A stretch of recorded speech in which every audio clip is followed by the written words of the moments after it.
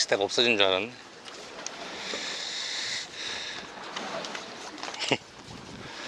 자, 오늘은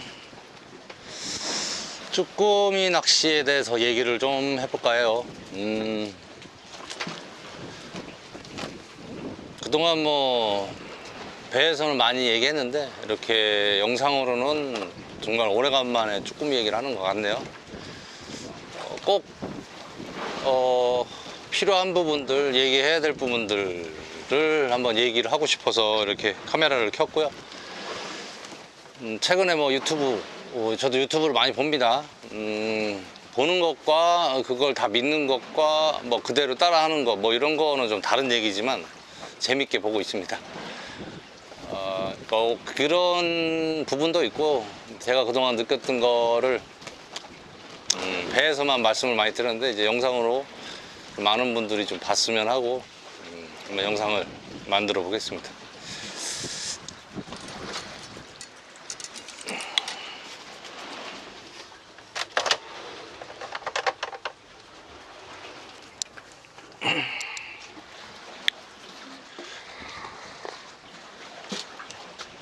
자, 우선 아주 기초적인 것들 먼저 찍어 볼게요. 낚시를 하실 때 낚싯대 파지법 이렇게 잡으시는 분들 많죠. 이렇게. 저는 이렇게 안 잡습니다. 이유는 릴을 잡기가 어려워요. 그리고 낚싯대를 내가 이렇게 돌렸을 때 컨트롤이 안 돼요. 이게 돌아갑니다. 그래서 이런 거는 선상에서 쓰질 않고요. 이런 파지법을 씁니다. 심지어는 이런 파지법을 씁니다. 이유는 여기에 그리는 삼각형이 얘를 꽉 잡아줘요. 안 돌아갑니다. 그렇게 여기 오시는 초보자분들한테도 설명드리고요. 가장 기본적인 거라고 생각을 해요. 선상 낚시에서 파지법. 심지어 이렇게 잡으시는 분도 있어요. 이렇게 대낚시 할 때 이렇게 많이 하시죠. 멋있어요. 이렇게 쫙 힘세 딱 느끼면서. 근데 이만큼의 공간에서 오는 잃는 것들이 많죠. 그래서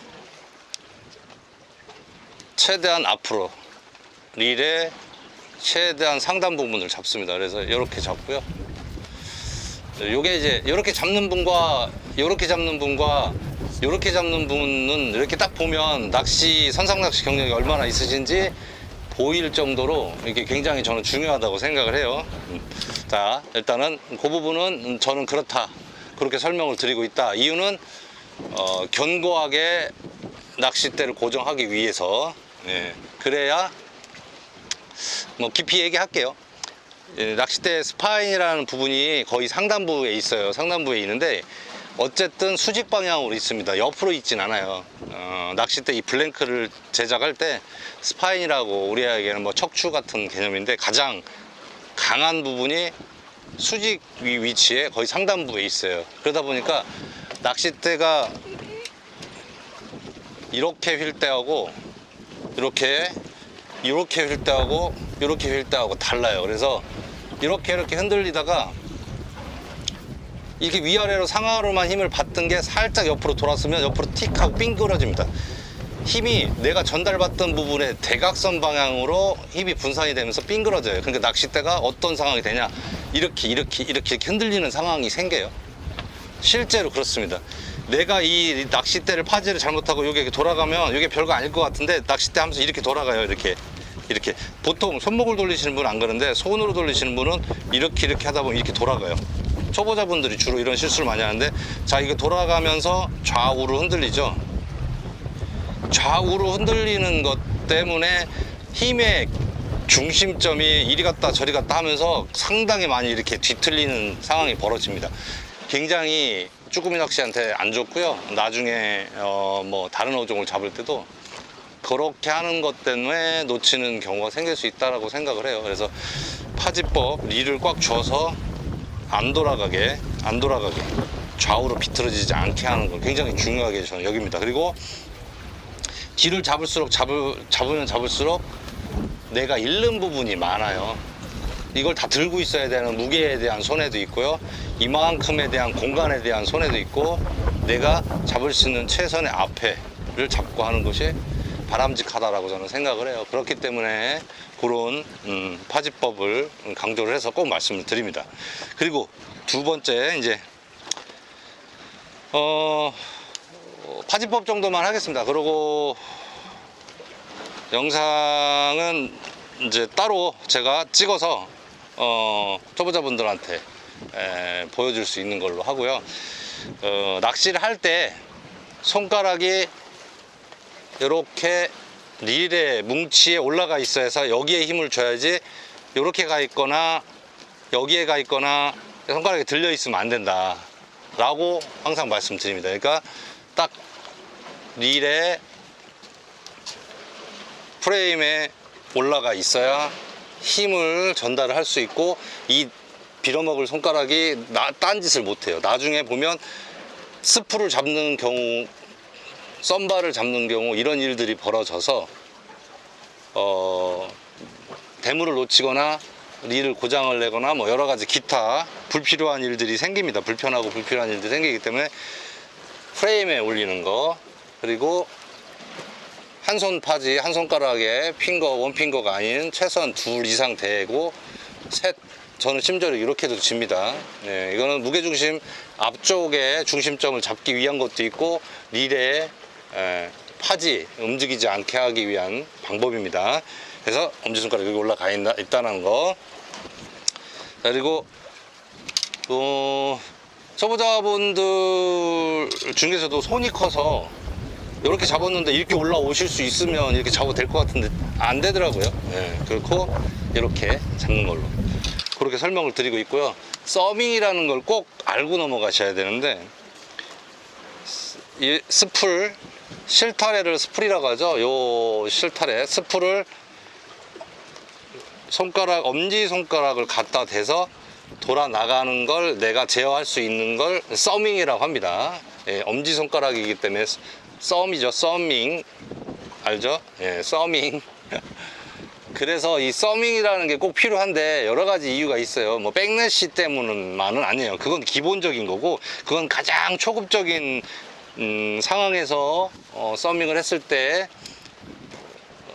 이 백래시라는 라인이 막 엉키는 일들이, 불상사가 벌어지는 거를 막아주는데, 그건 가장 기초적인 단계에서 설명을 드리는데, 가장 기초적인 단계에서 필요하지만 가장 기초적인 분들이 사실 어려워하고 못하는 부분이에요. 그렇기 때문에 그 전에 습관을 살짝 올려가지고 이 스풀이 돌아 나가는 거를 내가 느끼고 있다, 감지하고 있다라고 생각을 하면 좀 쉽게 다가가실 수가 있어요. 그러면 백래시도 자동으로 없어지고 서빙에 대한 개념이 잡힙니다. 그래서 스풀을 꽉 잡는 거, 살짝 뛰는 거, 아주 스치듯이 잡는 거, 이거를 스풀이 돌아갈 때, 내려갈 때는 항상 해줘야 된다는 거. 올라올 때는 내가 엄지손가락에 할 게 별로 없기 때문에 여기 와 있는 게 맞겠죠.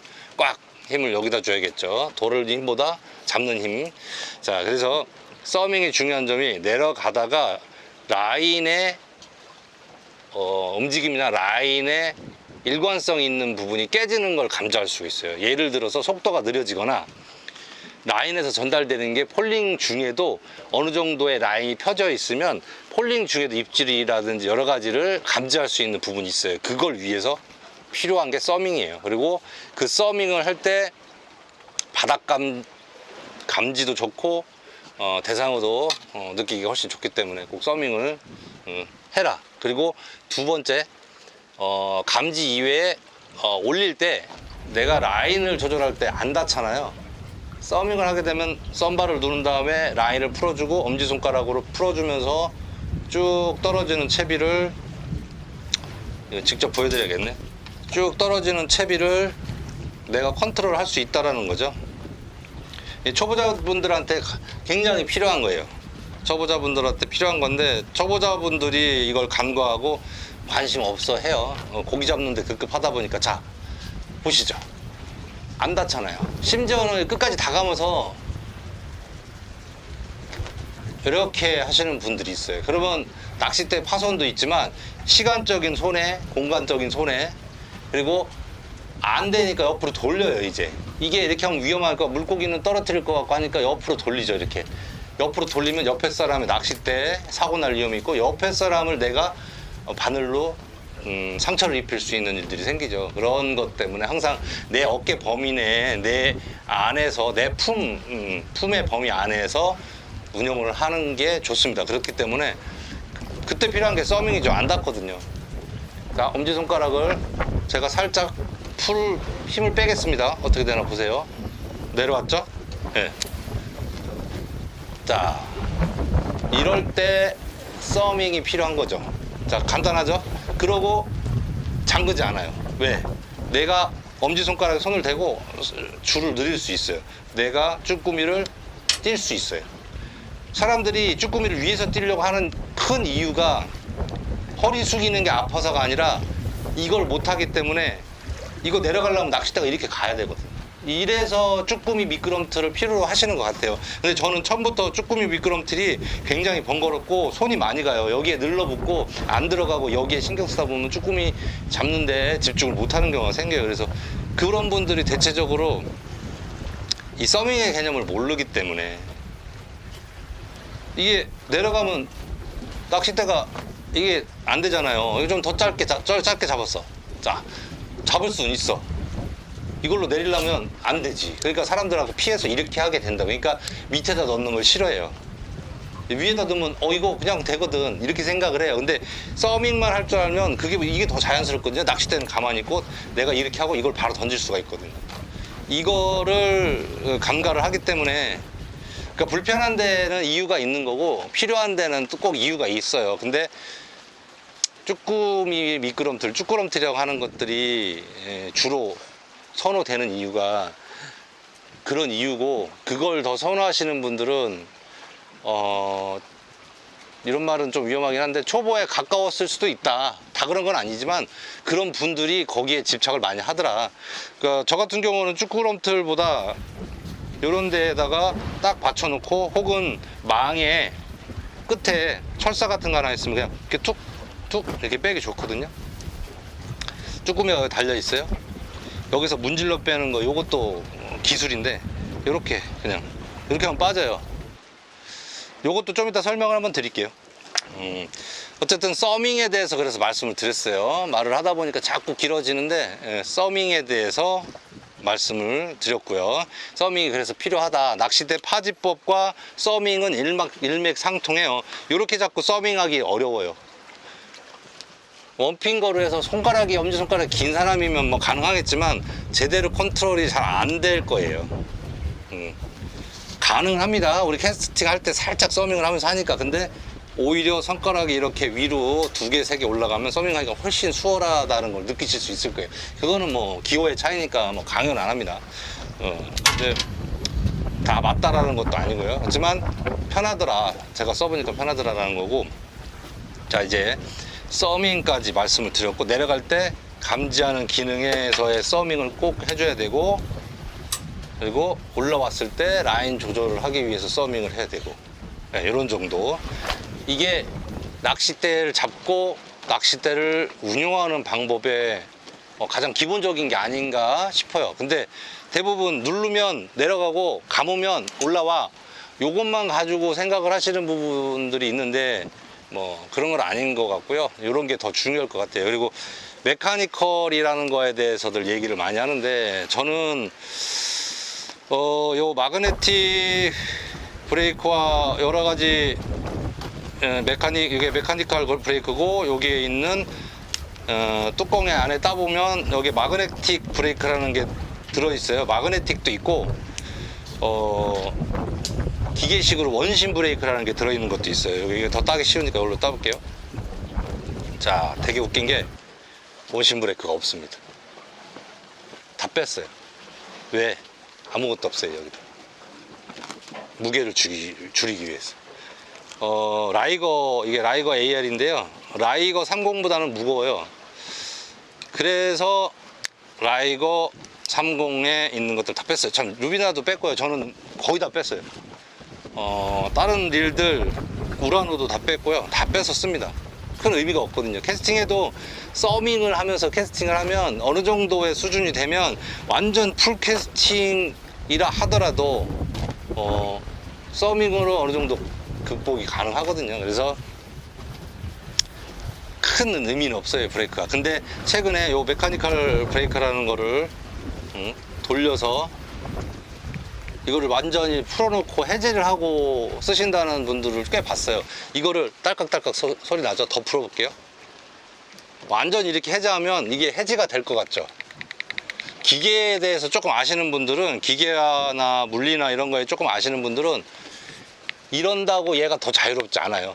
어느 정도 자유로운 게 아니라 더 느슨하지 않아요. 어느 정도의 구속이 있어야 돼요. 최소한의 유격이 없어야 돼요, 베어링은. 자, 딱딱딱딱 소리 안 날 때까지, 최대한 간섭 없을 때까지 줄이고, 이제 없어졌어요. 없어졌으면 간극이 없어졌다는 얘기죠.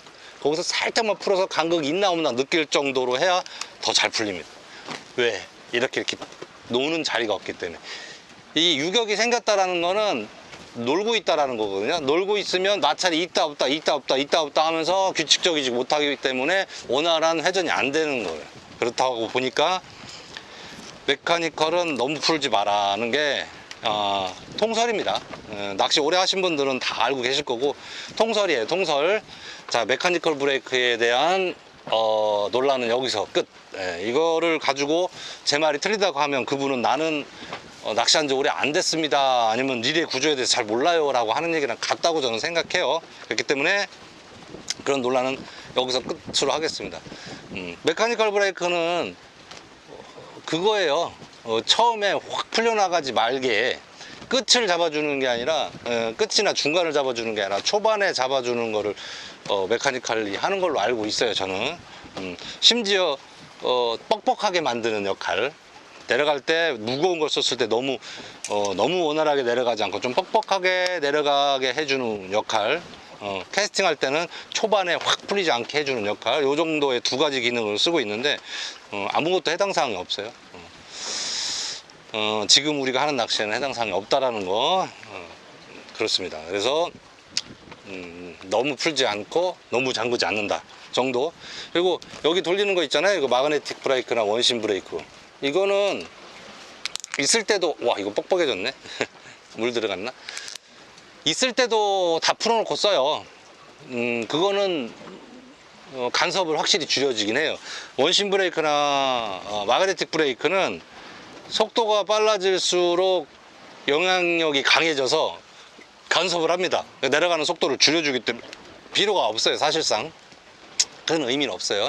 이거 캐스팅할 때, 던졌을 때 쫙 나갈 때 마지막 속도를 줄여주는 역할, 그리고 최고 속도에서 스풀이 줄 나가는 것보다 더 먼저 풀리지 않게 백러쉬를 방지하기 위한 장치죠. 근데 백러쉬는 우리는 여기서 뭐 25m, 최대 뭐 거의 25m 정도 수심에 내리는데, 그 작은 뽕돌로 쭉 내리는데 백래시가 날 정도면 아무것도 안 한 거죠. 그러니까 그냥 방치하면 날 수는 있는데 거의 안 납니다. 그래서 풀어놓고 써도 무방할 정도니까 큰 의미 없어요. 그것도 논란은 이제 더 이상 없는 걸로.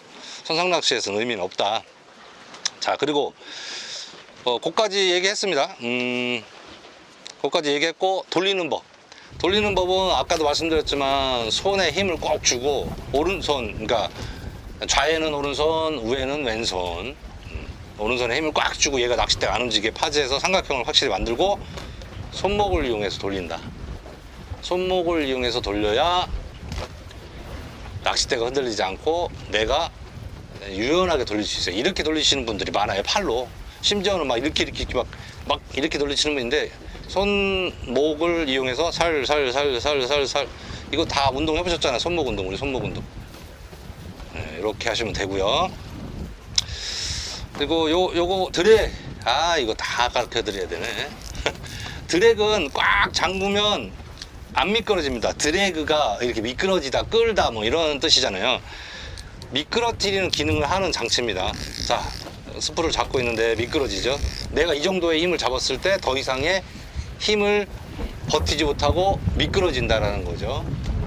클러치 같은 개념이라고 보시면 돼요. 미끄러집니다.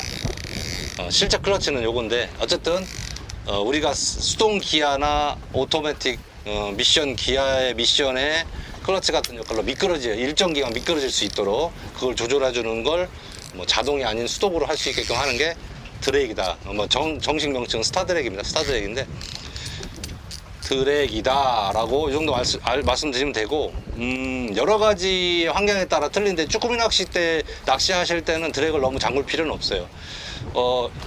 라인을 굉장히 얇은 걸 쓰기 때문에 그 라인 기준으로 해서 라인이 안 끊어질 정도로 낚싯대가 파손이 안 될 정도로 드랙을 풀어놓고 쓰셔도 무방합니다. 어차피 뭔가 밑걸림이 생겨서 끊을 때는 드랙에 의존하지 않고 0.85 같은 경우는 이렇게 스풀만 딱 잡고 당겨도 원줄이 끊어지든 어떤 뭐 도래가 터지든 끊어집니다. 그렇기 때문에 그 전에 가장 바람직한 건 애기의 바늘이 이렇게 뻗어져서 나오는 게 가장 덜 소모적이고 바람직하고 이상적이라고 생각을 합니다. 어쨌든 스타드랙을 의존해서 줄을 끊을 정도의 굵은 라인을 사용하지 않는다. 강한 라인을 사용하지 않는다. 그렇기 때문에 뭐 굳이 드랙을 꽉 잠가놓고 쓰실 필요는 없다라는 말씀을 드리는 거고요. 자, 드랙까지 설명드렸습니다. 보통은 감는 방향으로 돌리면 잠기고 거꾸로 감는 방향의 반대로 돌리면 풀립니다. 우에는 역시 마찬가지겠죠. 이렇게 감으면 이렇게 감으니까 잠기고 이렇게 돌리면 풀린다. 내 쪽으로 당기면 풀린다. 그리고 그렇게 따지면 요것도 당기는 거네. 아무튼 돌아가는 방향이 전진으로 돌아가는 방향을 따라 돌리면 잠기고 뻑뻑해졌죠. 반대로 돌아가는 반대 방향으로 하면 풀린다. 이게 여기에 나사산이 있어서 나사산 방향의 원리이기 때문에 그런 겁니다. 자, 드랙에 대해 설명드렸고, 아까 설명 안 드린 것 중에 파지법 중에 이렇게 잡아서 여기 삼각형을 그렸죠. 삼각형을 그래서 힘을 분산을 해서 내가 힘을 적게 써서 얘를 꽉 파지할 수 있는, 단단히 고정할 수 있는 방법을 썼다면, 그 다음에 팔과 낚싯대에 여기에 삼각형을 또 만들어서 이렇게 파지를 하셔도 되고요. 결국에는 이런 삼각형이 되겠죠. 이렇게 어깨에 이렇게 삼각형. 그거보다 더 좋은 건 아예 팔꿈치가 아니라 겨드랑이에 껴서 삼각형은 2개를 만들 수 있는 거죠. 삼각형 2개를 맞대서 더 힘을 더 강하게 줄 수 있죠. 근데 좀 폼이 좀 웃기긴 해요. 그래서 이걸 길게 원하시는 분들이 있어요. 키가 크시거나 덩치가 크신 분들은 나 이거 짧아 좀 길게 만들어줘 하시는 분들인데, 그런 분들은 팔이 기른 분들이죠. 이렇게 끼면 자세도 안 나고 웃기거든요. 근데 그런 분들은 힘이 좋아서 꼭 굳이 이렇게 안 해도, 그런 뭐 피지컬이 되시는 분은 여기다가 딱 근육에다만, 팔에다만 딱 껴도 충분히 쭈꾸미 갑오징어 낚시에서는 무리가 없습니다. 근데 제일 쉬운 건 이거죠. 또 이게 이렇게 했을 때 좋은 건 뭐냐면, 내가 이렇게 하고 손을 쓸 수가 있어요. 손을. 어때요? 손을 쓸 수가 있습니다. 저는 이렇게 해요. 백조기 때도, 자, 라인을 잡고, 라인을 가져온 다음에 잡고 뺍니다. 이걸로. 어디 갔나? 한 손으로 뺄 수 있죠. 이렇게. 그렇게 안 하고도 쭉 라인이 오면 라인을 손으로, 자, 이렇게 해서 이렇게 잡기도 합니다. 이렇게 새끼손가락으로 잡고 다른 손을 쓸 수가 있어요. 얘가 다른 데는 매달려 있어요. 이렇게 해서 보통은 백조기 뺄 때도 이렇게 뺍니다. 이렇게 해서 이렇게 그런 다음에 빼고 그냥 이걸로 캐스팅해요. 이렇게. 그렇게 하면 1초, 2초 만에 백조기를 빼고 캐스팅할 수 있는 여건이 돼요. 어쨌든 내가 이 겨드랑이에 파지하는 법을 쓰게 되면, 내가 겨드랑이 파지를 하고 손을 잡고 라인을 풀거나 묶거나 낚싯대를 내려놓지 않고 할 수 있다는 거죠. 근데 옆을 보고 하진 않죠. 옆을 보고 하면 안 되고, 이렇게 하고 항상 저쪽을 보게 하고 내가 뭔가 딴 거를 하고 다 이렇게 가능해요. 그러면 다른 사람들한테 낚싯대를 막 이렇게 때리거나 찌를 일이 없어요. 이렇게 하고 내가 뭐 심지어는 애기를 교체할 때도 이렇게 합니다. 이렇게. 네, 이렇게. 자, 그러고 바로 던지는 거죠. 이렇게. 근데 여기에서 단점이, 묶이지 않은 걸 가끔 던질 때가 있어요. 마음이 급해서 묶이지 않은 거를 던져버릴 때가 있어서 애기를 그냥 훅 던져버린다든지, 그런 실수를 1년에 한두 번 하는 것 같아요. 자, 그래서 겨드랑이에 파지하는 법을 설명을 드렸습니다. 겨드랑이 파지법.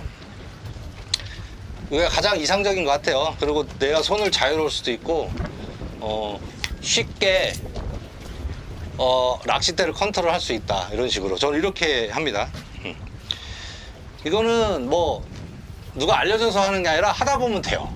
하다 보면 되는데, 내가 낚싯줄 길이를 조절하고 서밍을 하고 내가 이 로드를 컨트롤할 정도 실력이 돼야 그때부터는 자동적으로 이런 동작이 나오게 됩니다. 이렇게. 자, 이게 불과 1년이 안 걸릴 수도 있고 2년이 걸릴 수도 있고 10년이 넘어도 이게 안 되시는 분들도 있습니다. 그거는 뭐 경우의 차이니까 뭐 크게 뭐 문제는 아니에요. 문제는 아니고, 사람마다 경우의 차이가 있다라는 거 정도 말씀드리고, 파지법 아까 빠뜨린 거 설명을 드렸고요. 자, 그리고 제가 좀 아까 이 라인을 제가 이거 덜렁덜렁 풀려 있는데도 안 한 건, 라인을 끼우는 방법에 대해서 설명을 드리려고 해요. 보통 라인을 끼우려다 보면 일단 여기까지는 쉬워요. 이렇게 해서 쉬운 것보다도 조금 어렵지만 쉽게 하셔요. 썬바를 눌러서 라인을 풀른 다음에 라인이 이렇게 잘 풀리게 해야죠. 자, 다시 좀 조여놓고요.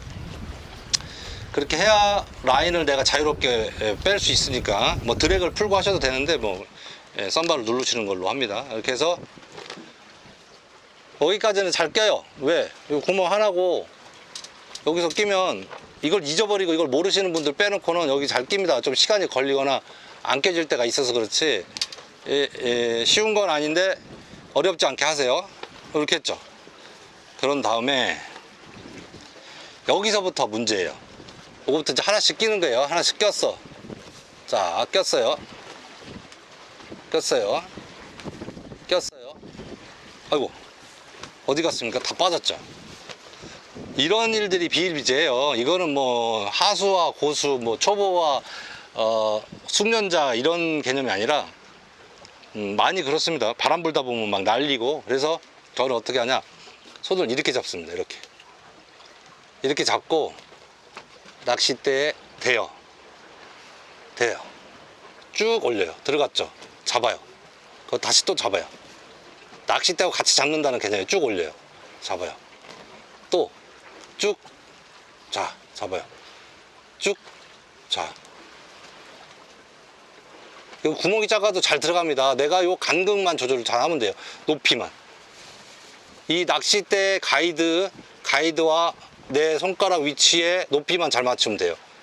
그리고 안 들어갔어도 뭐 실패할 일이 없습니다. 자, 이렇게. 근데 저는 이렇게 지금 들고 했지만 보통은 어느 정도 끼면 내려놓습니다. 이렇게 내려놓고 안정적으로 합니다. 안정적으로. 자, 그리고 좀 더 길은 건 낚싯대를 이렇게 뒤로 빼고 똑같은 방식으로 검지손가락을 이용해서 이렇게 낍니다. 이렇게 하면 놓치는 확률도 되게 적고요. 넣기도 쉬워요. 이거 넣는 거 진짜 뭐 눈 안 좋아서 낚시도 못 하겠다라고 하시는 분들 많은데, 이 방법 쓰시면 그런 얘기 잘 안 하세요. 자, 어떻습니까? 훨씬 쉽죠? 쉽습니다. 밥 아저씨입니다. 밥 아저씨. 자, 어때요? 이렇게까지 하고 난 다음에 라인 관리를 잘해야지. 안 그러면 꼬여갖고 이렇게 꼬이죠. 이렇게 해서 꼬였는데 잘못하면 이거 부러지죠, 라인이. 그래서 항상 라인보다 낚싯대가 먼저 내려가는 일이 없도록 해야 돼요. 근데 이렇게 처음에는 어쩔 수 없고, 그래서 저는 항상 먼저 작업을 안 할 때는 뭔가를 달아 놓습니다. 도래를 달아 놓든가 애기를 달아 놓든가 그렇게 많이 합니다.